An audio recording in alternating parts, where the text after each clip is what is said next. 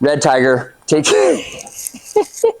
I love doing that shit. Okay, so this board is called the Red Tiger, and this is our new high performance shortboard, and it's something that I developed with John John. As far as like, he was riding this board called the White Tiger, which was a real stubby little fun board that he really liked, and he took it on a couple trips, took it on a trip to Fiji, and when he came back to Hawaii, he was riding it a lot, and he asked me if there's any way that he really loved the speed, the way the board just, it was really easy to get speed and keep speed, and he was hoping that we could figure out something to kind of build that into like a regular performance board that he could ride in contests, and free surfs too, of course. But so his main thing was like, hey, I want fun and fast out of these boards, this new board. And so we started working on it, and he asked me first if he could just stretch out that board there and it would work. And it just didn't really pan out. Like, it didn't quite fit right. It was too wide in the nose, too wide in the tail for really like solid turns.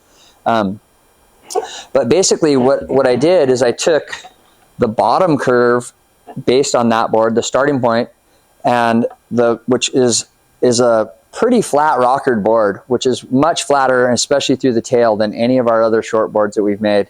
And it has a ton of V with like double concave V through the tail too, which is something I like, a more mellow, like a milder version of that in a lot of my boards, very mild. This is a real exaggerated version, and it just helps to create like a really flat rocker through the whole bottom, especially from here to here. So in between your 2 feet, you have this big flat spot in the center of the board, which just creates a ton of speed and keeps that speed up really easily. But then having this thing curving away with the V here, and then the way that we got double concave through this bottom too, it lets it roll rail to rail, and it lets it hold through a turn really smoothly without losing its speed. So I took the qualities, the bottom qualities of that White Tiger, and then I had to change the outline to make it make sense. So this board has the wide points just behind center.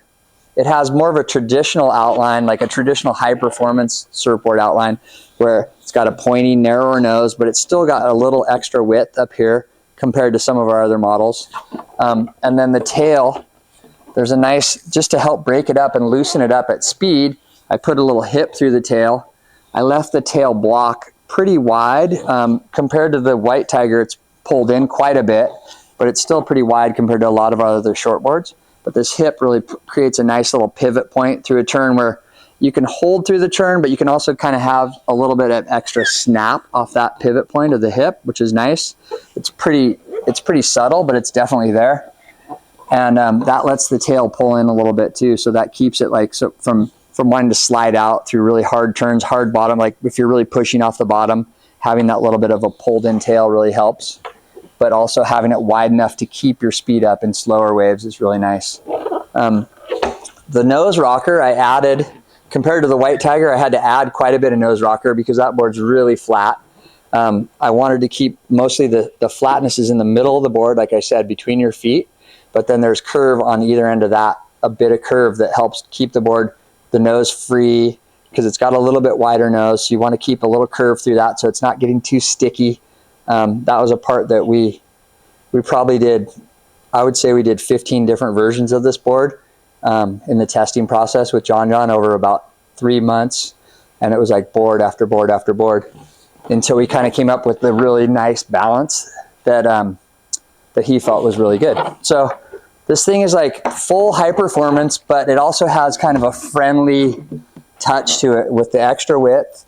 You go down about an inch below your normal shortboard. So like John's gone down a couple inches. Well, I guess his normal Ghost is a 6.0, his shortboard Ghost basically. And this is a 6.0, but he'll also ride a 5.11 or a 5.10 version of this even. For most people, I think you go about an inch below your regular board and maybe a hair wider. It's got a pretty flat deck, so it keeps a lot of volume out into the rail here, but then the rail kind of fades away into a nice little kind of a, not pinched rail, but like a tucked down rail a little bit. So it's not a real boxy feeling board. It still has a nice sensitivity to it.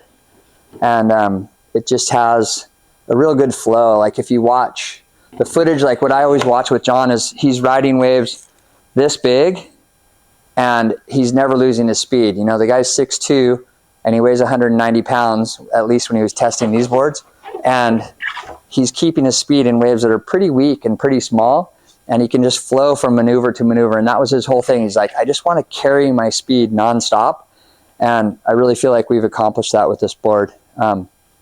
It's something that he's going to be taking on tour this year. He's got a few of these, three of these in his bag, and it's something that I think we'll be seeing him ride in heats, and it's just something pretty fun and pretty new for him, where he's been riding all these round tails and all like ghosts for the last couple of years, and this was like a new fresh approach.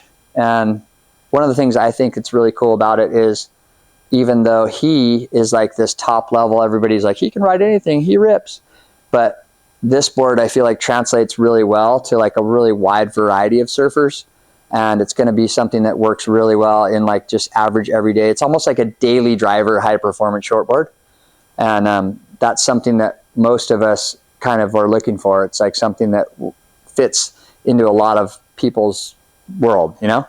So hopefully we're going to see a lot of him on this year, and I think it's something that's going to make people pretty stoked. The feedback from everybody that I've made it for, everybody's been loving it, and something that's going to kind of help you enjoy more of average waves on the day-to-day basis. So there it is, the Red Tiger.